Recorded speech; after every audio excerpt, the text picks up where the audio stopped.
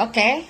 Nah, sebenarnya apakah saya gemes atau gimana sih teman-teman ini ya? Sebenarnya tidak, saya tidak gemes kok ya.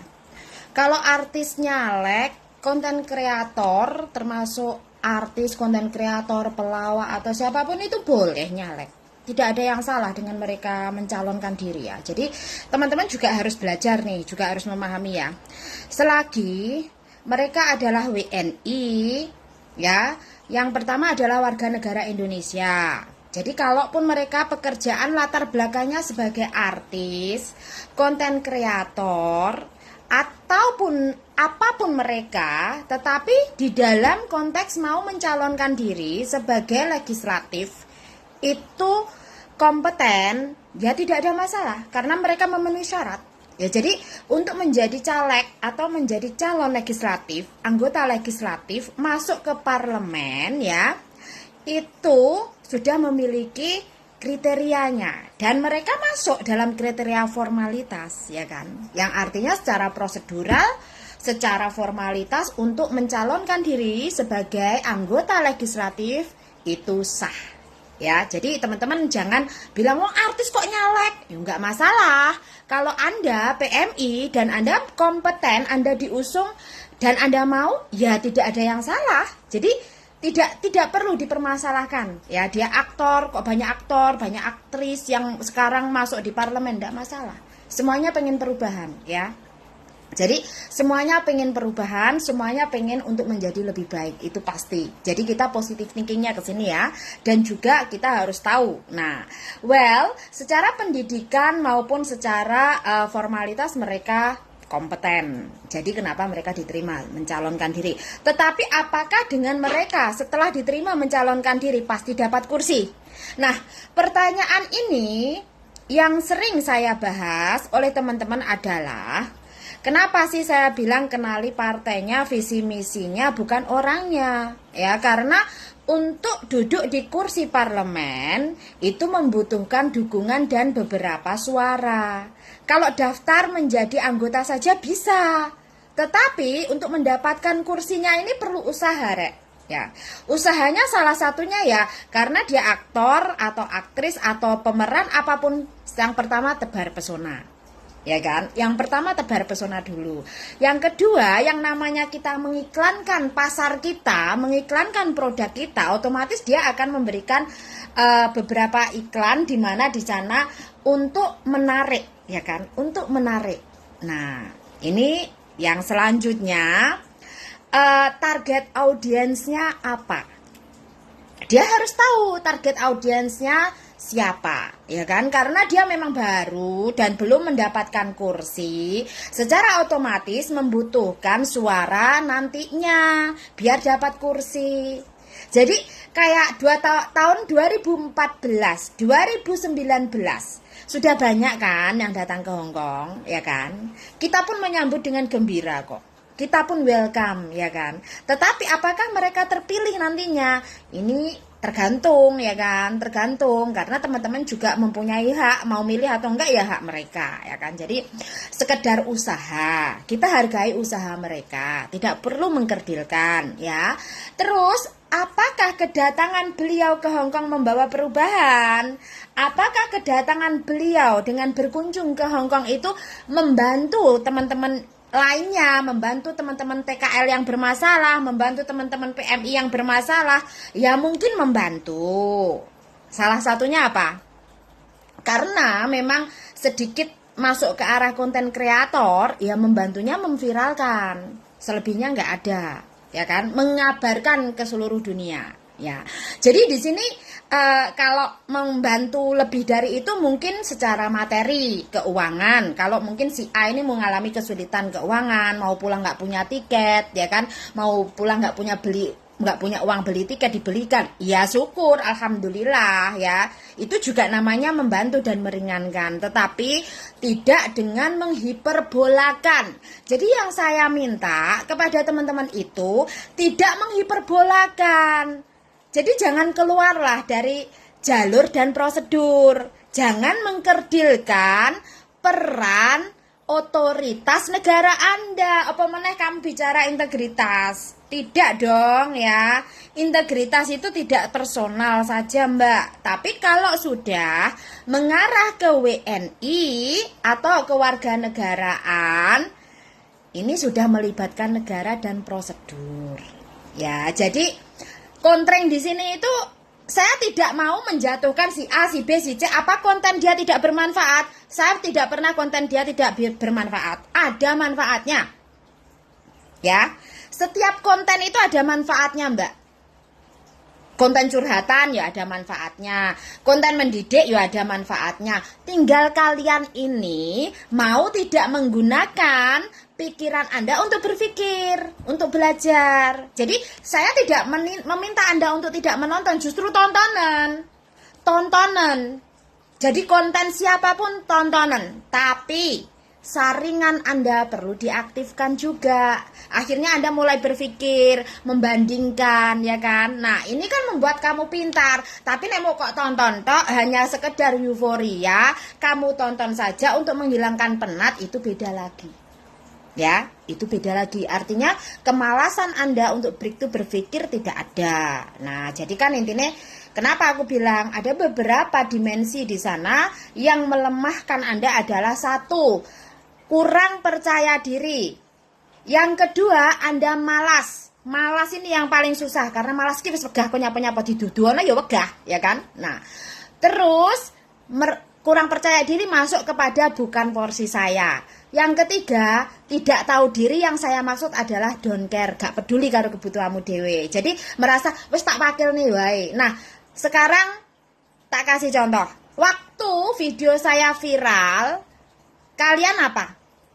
Banyak loh yang meminta saya pesan, Mbak bikin video ini membahas ini, membahas ini. Saya bilang apa? Tidak, bukan masalah.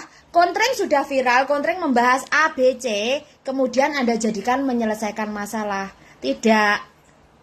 Yang seharusnya adalah teman-teman mau belajar, karena masalah di depan mata Anda itu Anda sendiri yang menghadapi. Jadi bukan orang lain. Ya, ini masalah penyelesaian masalah ya. Jadi bukan Anda lapor si A, enek wong curhat, enek wong ngomong, Mbak masalahku begini, Mbak telepono Mbak kae. Enggak begitu caranya ya. Jadi mari kita sama-sama belajar ya. Kalau kita bicara data dan prosedur itu harus jelas. Jadi tidak karena Anda merasa punya kenalan, oh aku kan dikenalan pengacara ini ternama. Bukan begitu caranya. Bukan berarti Anda kenal dengan artis, Anda pernah foto bareng sama si A, si B, si C, atau Anda memiliki kartu sebagai asisten pengacara pun bukan berarti Anda itu sudah berpengaruh. Tidak, bukan begitu caranya ya. Jadi untuk belajar itu kita memerlukan data, ya kan? Contohnya ya harus satu, memahami info yang akurat dan valid, ya kan? Yang kedua, yang memberikan informasi Anda pastikan kompeten. Nah, kompetennya apa? Kompeten di lapangan, teori maupun secara wawasan. Jadi tidak hanya sekedar alma mater, tidak hanya sekedar lulusan, tidak hanya sekedar gelar ya. Jadi kalau orangnya nggak turun lapangan langsung, nggak ngerti, cuman laporan data saja bikin konten, semua orang bisa ya. Semua orang bisa bikin konten itu, semua orang bisa Mbak, karena main drama itu paling enak kalau disiapkan skenarionya. Tapi sayangnya skenarionya itu ada yang meleset, dia lupa nggak ada backup skenario, jadi akhirnya ya kelihatan sendiri ya. Nah, terus apakah popularitas itu penting? Sangat penting, Mbak. Popularitas itu sangat penting. Jadi kenapa? Popularitas ini dibutuhkan untuk mendapatkan kepercayaan publik dulu, tempat di publik dulu ya. Nah, tetapi untuk mengarah ke popularitas itu ada dua versi. Ya, kalau popularitasnya sekedar dikenal, sekedar terkenal, ben mumbul, gampang Mbak. Itu singkat, carinya oportunis, orang-orang yang sudah dikenal. Anda dekat dengan dia, Anda ngonten sama dia, Anda bersama dengan dia, Anda bisa dikenal. Itu gampang banget. Tetapi bagaimana Anda mempertahankan konsistensi kualitas Anda, itu yang perlu usaha keras. Ya, jadi perlu usaha keras karena tidak hanya didukung dengan Anda lulusan saja, tapi Anda harus mengupgrade banyak hal. Ya kan? Jadi untuk tetap stay di kualitas dan meningkatkan kualitas, Anda tetap harus stay humble. Anda nggak boleh mutah terus, nggak boleh. Jadi Anda harusnya mengkosongkan gelas Anda, karena Anda itu tidak tahu musuh Anda siapa. Anda tidak tahu lawan bicara Anda siapa. Jadi jangan merasa Anda sudah di atas, jangan pernah merasa Anda itu aku sudah nggak butuh siapapun, juga tidak. Ya, jadi di saat kita bicara mengkosongkan gelas, maksudnya apa Mbak? Nek kan kalian selalu menyatakan kontreng itu sombong. Bener dewe, selalu merasa benar. Saya akan selalu merasa benar jika berurusan dengan orang yang juga menyombongkan diri dan merasa paling benar. Tapi kalau dia punya ilmu, kita sama-sama humble, kita akan bertukar pikiran. Itu bedanya ya. Jadi di sini bedanya. Ya tanggal saya ngenteni tanggal 1 gajian itu yang tepat sebenarnya. Kenapa sih kita harus menyibukkan memikirkan skenario ya kan? Jadi sebenarnya kalau mau belajar ya teman-teman itu, kalau kita bicara prosedur ya untuk masalah PMI ya, yang saya bicarakan ini kan masalah PMI ya, karena kan dari kemarin selalu menyatakan bahwa si A, si B sudah berbuat banyak dan lain sebagainya, sampai keluar kata-kata bahwa ada yang digaji 3 kali lipat dan lain sebagainya. Well, kalau kita bicara hal-hal seperti itu Mbak, semua orang tuh pengennya dapat duit, nggak mungkin ya. Nah, terus kenapa sih kok kemarin Mbak Kontreng juga membahas itu? Nah, tapi kan yang saya bahas saya sendiri, bukan orang lain. Ya, saya bahas saya sendiri loh ya. Jadi di sini di saat kita itu masuk di dalam urusan advokasi atau konseling ya, paralegal dan lain sebagainya, kita itu dituntut untuk menahan diri, menahan emosi, menahan jari, dan juga harus punya kode etik sebenarnya Mbak. Ya, itu memang diharuskan, tetapi ada waktunya kita pun juga harus meluruskan. Nah, kalau kita meluruskan satu informasi, itu urusannya sama data. Nah, itu mesti enak ini ngomongnya gak oleh kudu enek apa menahan diri, menahan jari, gak ini nek nyetatus kontreng dewe omongane enek kata gobloke. Kalau Anda tidak mau dibilang goblok, mari belajar. Ya, mari belajar. Jadi di sini loh ya, kan kita bicara memulangkan WNI secara prosedural itu bagaimana? Nah, ini ada 2 ya. Sekarang kan ini pembahasannya ada di mana jalur turis, ada yang jalur PMI. Nah, ini ada TPPI, TPPO ya. Jadi teman-teman di sini mulai saya membahas agak lebar ya. Yang melalui turis diantaranya adalah ilegal, jalur ilegal, kemudian dia melakukan pelanggaran. Nah, kalau yang namanya visitor, paspor Indonesia itu ada ke beberapa negara itu memang tidak menggunakan visa aplikasi. Contohnya Malaysia, Singapura, ya, Thailand, Myanmar. Itu tidak perlu menggunakan visa. Ya, untuk berkunjung. Tetapi kalau untuk bekerja, saya yakin semua negara itu menggunakan visa. Oh ya, Makau juga tidak ya, untuk berkunjung tidak perlu visa. Dan Anda akan diberi waktu 30 hari untuk tinggal di negara tersebut ya. Nah, ini kalau kita melewati jalur visitor. Nah, terus kalau ternyata Anda melakukan visitor terus melanggar izin tinggal Anda, kemudian Anda bekerja, terus overstay, itu bagaimana? Ini beda lagi. Ya, ini beda lagi. Nah, beberapa contoh yang mau saya contohkan sudah banyak, nggak ada Hongkong saja banyak. Ya, Hong Kong saja banyak kok yang datang sebagai visitor berharap di sini dapat pekerjaan, ya kan? Terus tertipu, katanya ada pekerjaan sampai sini, ternyata Anda itu tidak punya visa kerja. Itu kan udah banyak nih, ya, yang di Hong Kong ya.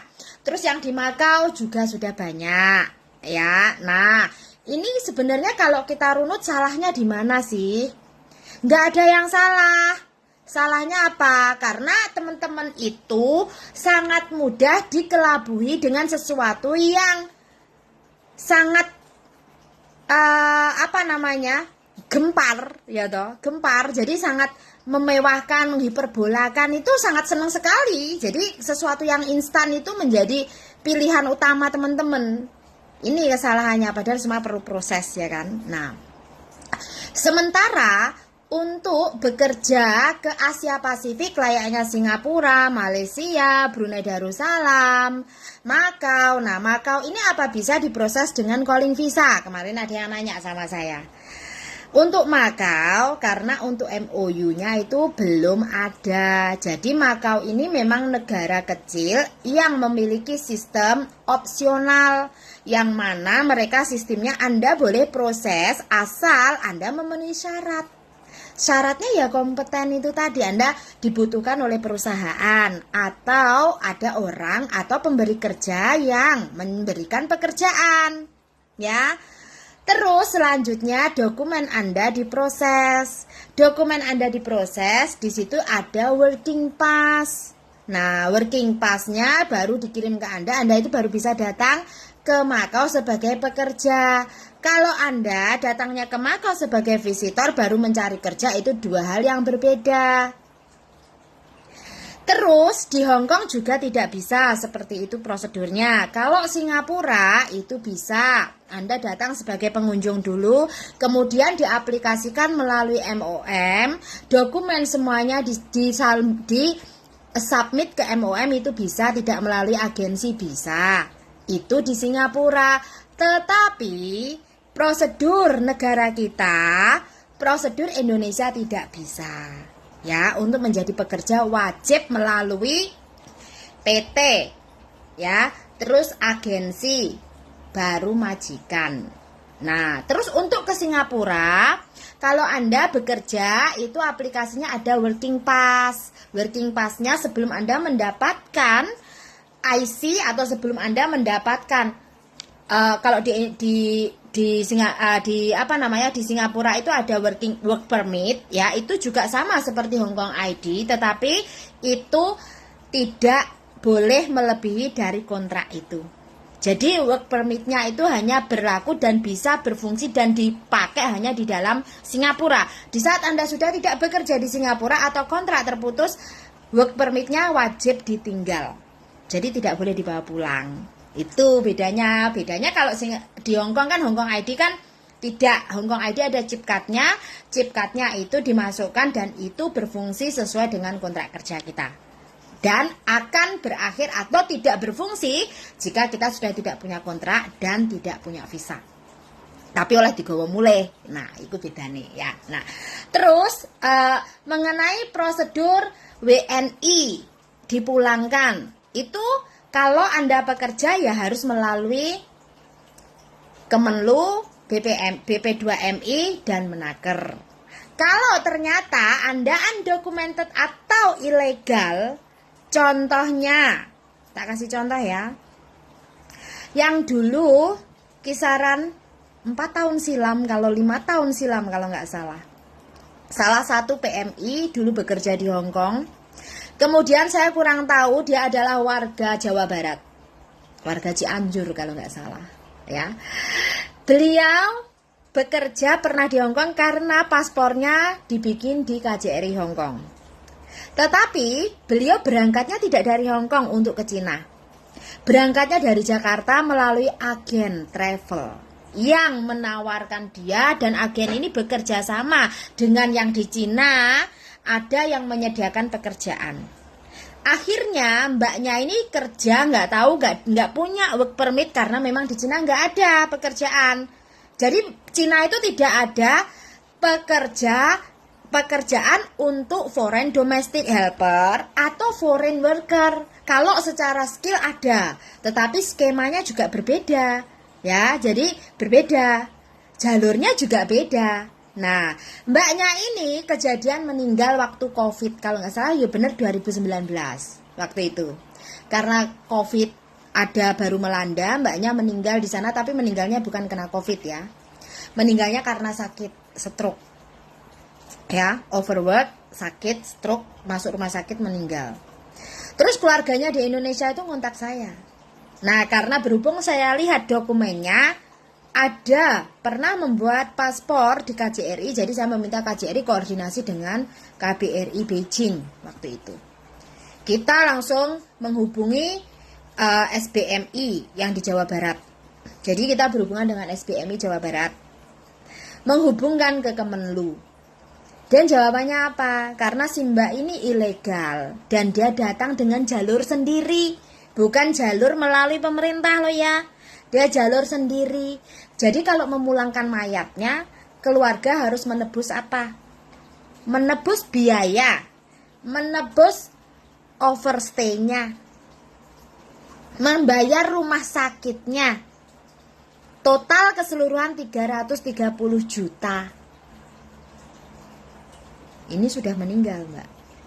Satu loh, 330 juta ini untuk yang dari Cina. Nah, kalau yang dari Malaysia bagaimana? Kalau untuk Malaysia itu, mereka yang kosongan ini dikumpulkan dulu. Baru nanti setelah dikumpulkan, pemerintah kerajaan Malaysia akan melakukan pemutihan. Jadi mulang nih wong ki nggak siji loro, kudu bareng. Karena ya kuwi danane, Mbak. Danane iki perlu butuh rumangsamu. Piye toh? Selain dana juga dokumennya. Harus melalui permohonan kepada Kemenlu dan KBRI di Malaysia. Isik memohon meneh ning gone pemerintah kerajaan Malaysia. Itu memulangkan. Iku prosedure sing dokumennya aja memakan waktu. Lah kok penak men dolan nang Malaysia nang shelter ngulehne bocah pitu. La ilaha illallah. Percaya sampean? Enggak, yo percaya dadi konten nih, iya kan? Percaya dadi konten. Nah, jadi apakah kok kenapa sih Mbak Kontreng iso ngomong ngono? Oke, di tahun 2017 kalau tidak salah 2017 atau 18 aku lupa. Salah satu WNI, PMI, PRTA di Malaysia meninggal di Malaysia. Beliau adalah dari Bondowoso. Mayatnya itu ditahan kisaran hampir 6 bulan, Mbak. Keluarga di Indonesia itu bingung. Ya, keluarga di Indonesia itu bingung. Terus di sini langkah saya yang saya lakukan apa? Meminta keterangan PT-nya dulu. Kita harus menyiapkan dokumen-dokumennya, permohonan dari keluarga melalui kelurahan. Kelurahan isik melalui BP2MI. BP2MI menaker Kemenlu baru ke KBRI, Mbak. Ngerti? Untuk menembus kelurahan gue angel yoan. Karena wongnya sudah meninggal. Serius ini, ya. Saksi hidupnya ada, saksi hidupnya Jocel kalau nggak salah. Karena Jocel waktu itu yang ngurusi ya. Jadi Jocel itu waktu itu yang ngurusi, yang dia nggak tahu jalurnya, akhirnya nanya saya. Nah, dan syukur alhamdulillah dalam hitungan nggak lama kita mengikuti prosedurnya. KBRI Malaysia awalnya nggak mau ngurusi, hampir nggak mau ngurusi. Kita bilang apa? Ini sudah kita ikuti seluruh prosedurnya. Kalau Bapak nggak mau turun tangan ya kita viralkan. Baru gitu kita itu urusannya. Bukan viral dulu. Karena ini Hongkong, Malaysia, Singapura, Taiwan jangan viral dulu. Ya, untuk negara-negara ini tidak bisa Anda mengurus kasus viral dulu baru belakangan, tidak bisa. Hongkong, Taiwan, Singapura, Malaysia, cara pengurusan kasusnya prosedur dulu, bukti dulu, data ada dulu, baru kalau tidak bisa baru mengarah ke media. Kalau di Indonesia beda lagi. Indonesia viral dulu baru media, baru aparat gerak. Di sini kan beda sistem sayang. Beda sistem.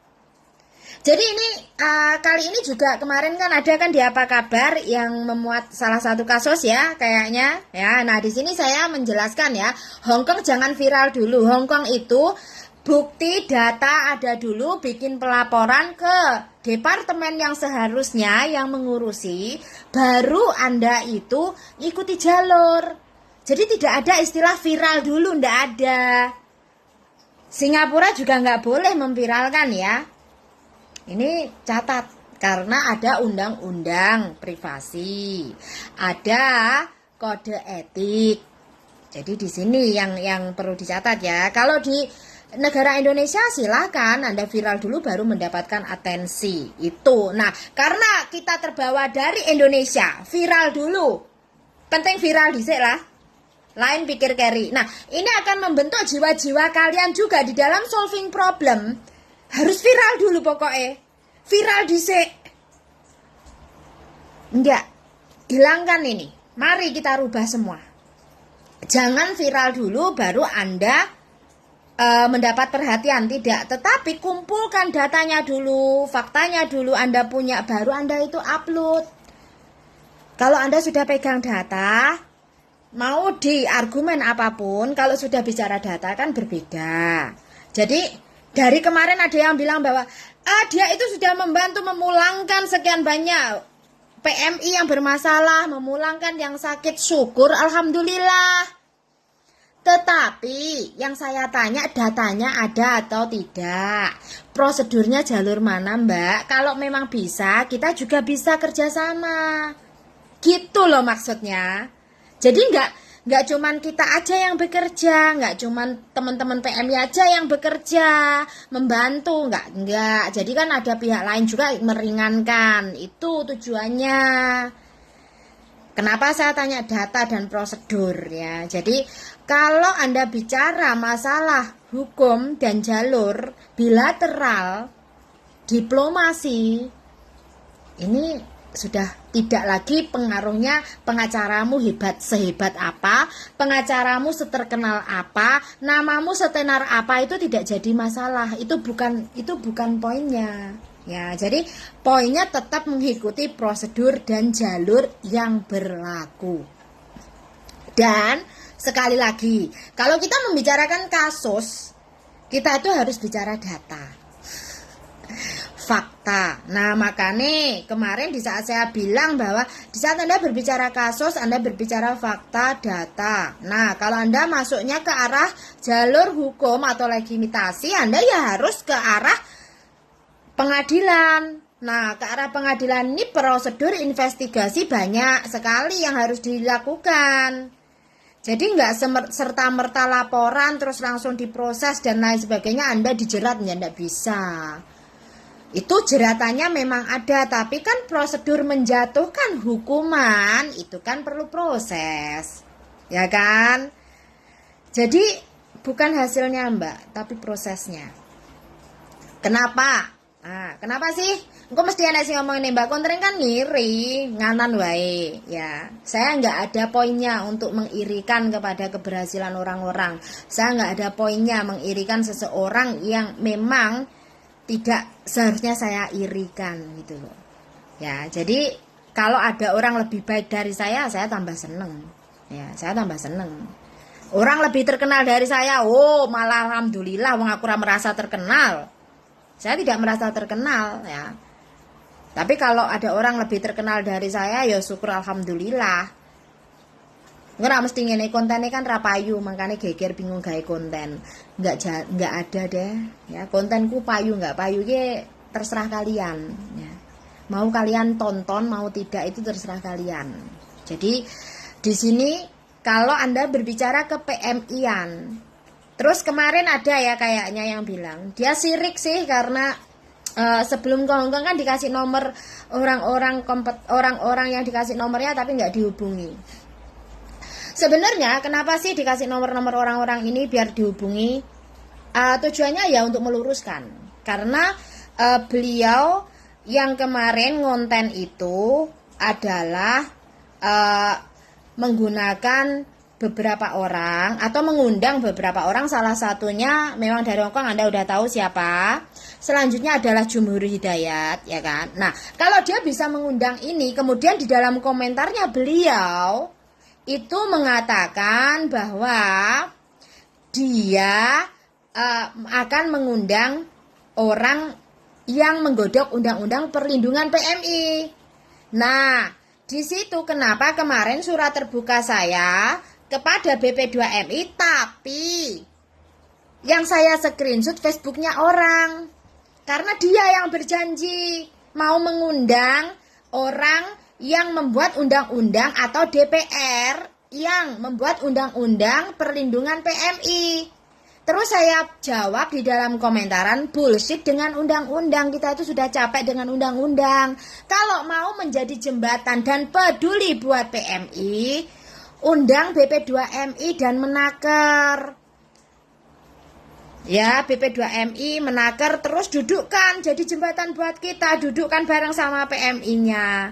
Terus sama organisasi PMI yang ada di luar negeri. Kalau perlu, ya itu undang juga siapa? KBRI-nya.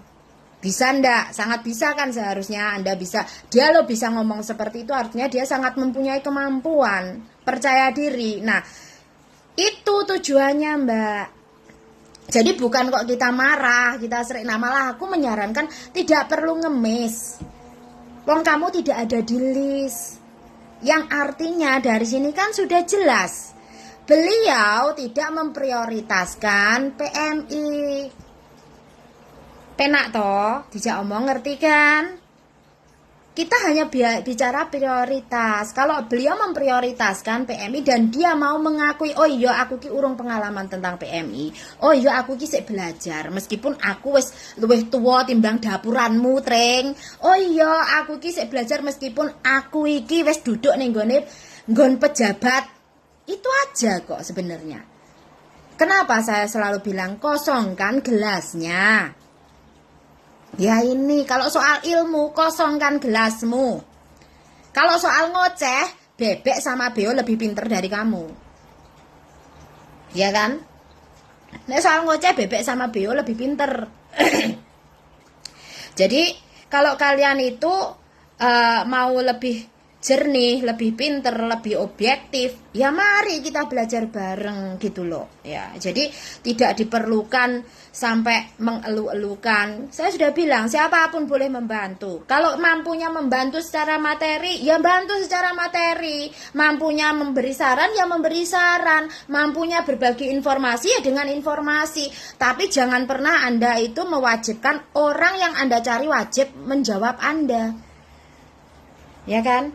Enak sing muni telepon dicueki, WA dicueki, karena saya tidak berkewajiban menjawab WA Anda. Wis akeh sing WA-ne cuma tak sawang doang, itu udah banyak. Tapi kalau urusan dengan SOS, dengan yang urgent, yang sakit dan lain sebagainya, bengi ya tak jawab. Nek mung kowe arep takon Mbak data ganda iki piye aku balik nah oleh apa ora dan lain, Google wis akeh. YouTube ku mbludak, ya. Terus nek takon, Mbak aku finish kontrak hakku apa ae? YouTube ku mbludak kok delok apa ora? Ora, Mbak, tak skip. Ya ora tak jawab. Jadi jangan pernah bilang, "Oh, kontreng saiki gak enek sing telepon." Akeh nek sing telepon, cuma saya tidak mau menjawab. Ya, jadi kenapa? Ya karena memang orang di kewajiban jawabi kalian, itu saja. Wes. Jadi sampai di sini bisa ya dipahami. Nah, apa yang saya posting hari ini bukan untuk menjatuhkan si A, si B, si C. Kamu mau berpikir saya menjatuhkan si A, si B, si C, aku serik karo kae, pikiranmu terserah. Aku ora ngurus. Kowe serik karo berandaku, blokir saja. Ya, jadi enggak dibikin simple. Jangan dibikin rumit. Anda serik dengan postingan saya, diblokir saja. Tetapi kalau Anda orang mau belajar, sedikit banyak Anda akan jadi lebih pintar. Oke? Karena siapapun postingan mereka akan bermanfaat ya. Ya. Kok tak telepon lek gak ono sing telepon ya, view. beres ya. Oke ya, sampai di sini mari kita belajar lebih objektif. Mari kita belajar sama-sama menghargai siapapun itu. Cuman jangan terlalu hiperbola, apalagi keluar jalur ya, karena semua ada prosedurnya, semua ada jalurnya. Terus seperti halnya PMI, bukan PMI ya, WNI yang di Myanmar itu yang 20 disekap itu sama ya, itu adalah perdagangan manusia. Jadi itu larinya ke Kemenlu. Jadi itu Kemenlu yang bekerja, tidak bisa individu. Jadi kemarin ada yang bilang, Mbak kalau memang si dia mau menolong kok, kenapa sih dia nggak peduli sama itu WNI yang di Myanmar? Itu nggak bisa Mbak. Jangankan yang itu, ya yang PMI, status PMI juga nggak bisa ya. Jadi di sini ya teman-teman ya, mari kita sama-sama belajar untuk lebih pintar, biar gak selalu dipinteri wong ya. Oke? Nah, sampai di sini terima kasih atas perhatiannya. Nanti videonya akan saya pindah di YouTube untuk di-keep kalau takutnya Facebooknya hilang ya. Oke, sampai di sini dulu. Terima kasih. Sampai jumpa di next sesi.